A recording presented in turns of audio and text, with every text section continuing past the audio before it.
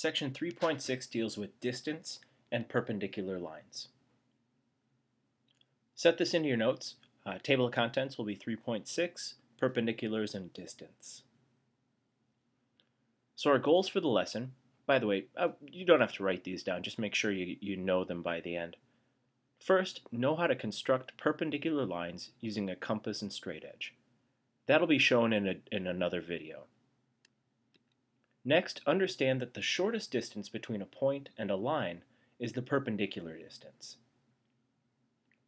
And finally, using slope, linear equations, and the distance formula, find the distance between a point and a line, or between two parallel lines. First, perpendicular distance. The shortest distance from a line to a point is the length of the segment that is perpendicular from that line to the point. So not that line, not this line. It has to be the distance that's perpendicular to that point.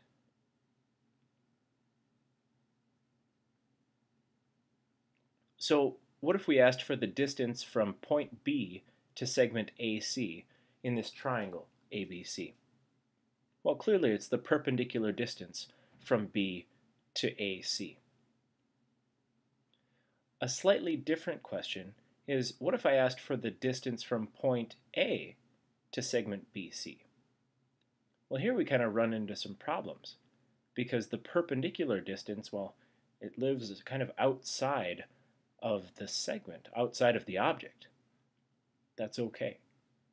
What you'll want to do is extend ray CB so that we can actually have a perpendicular distance from A to not the segment BC, but to the line or the ray BC. So now we revise this perpendicular distance definition from the shortest distance perpendicular to that line from the point. And by the way, sometimes that segment lies outside of the object.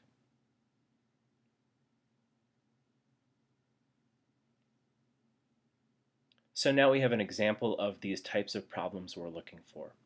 Find the distance between line K and point B, with line K is at y equals -3 over 2x plus 9 over 2, and point B is at the coordinates 4, 5. So solving this is a four-step process. Step number 1, graph the given information. Step number 2, find the equation, the linear equation of the perpendicular distance line, and then graph that line. This equation can be in slope-intercept form, standard form, point-slope form. My personal preference is slope-intercept form, but it's up to you. Third, you want to find the point where the perpendicular line intersects the given line, and you'll do this by solving a system of linear equations. Remember, to solve a system, you'll use elimination or substitution, one of those two techniques. And then finally, once you have the intersection point, you'll calculate the distance between the given point and the intersection point. And that will be the perpendicular distance between line K and point B. So let's walk through this example. We want the distance from K and B.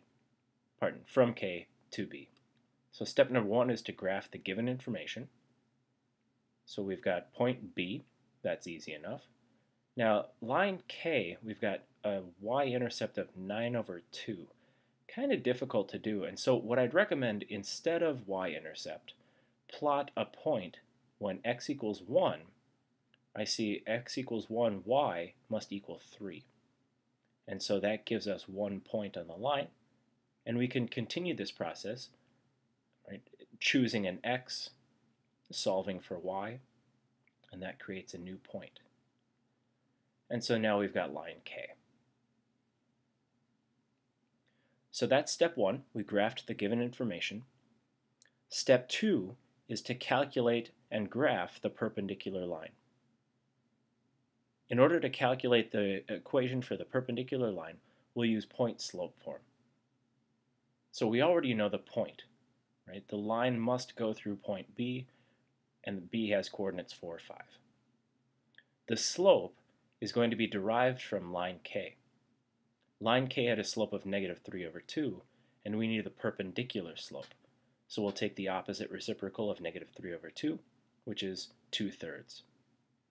Now we can take our point and slope and set those values, substitute them into the point slope form, and then we'll do a bit of algebra to solve for slope-intercept form. And then we'll take and graph that information. We've had a slope of 2/3. So from point B, I went up 2 over 3. And I also went in reverse. I went down to left 3. And so there we have our perpendicular line.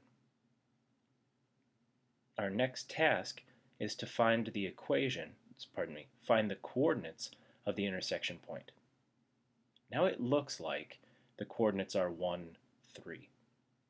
But we need to prove that algebraically.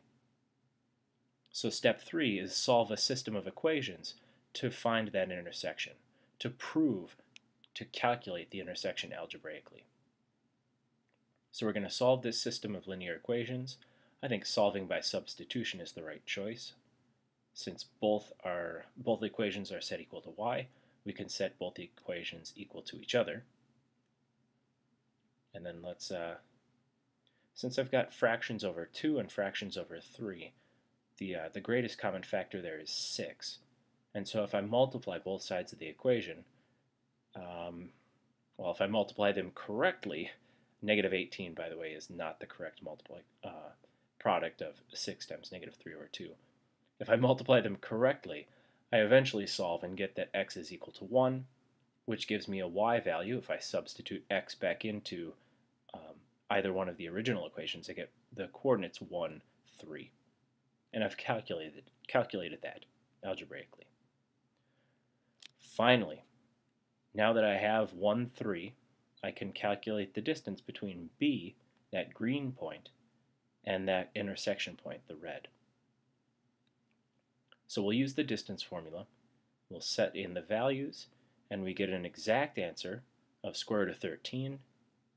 And if we wanted an approximate answer, we could say 3.606. It's a lot of steps, but I think it should make sense for you.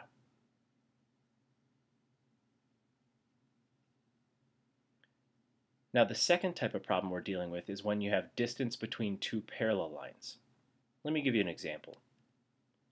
Find the distance between parallel lines G and H when line G is at y equals half x minus 3 and line H is at half x plus 2.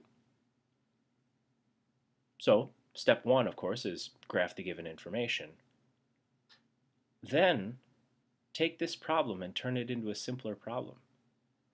All you have to do is choose one of the lines, either H or G, select a grid point.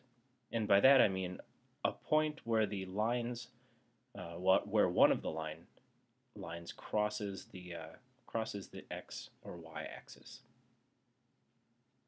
So that point is going to be the point where we then calculate the perpendicular, solve a system, and then use the distance formula, just like we did in the previous example.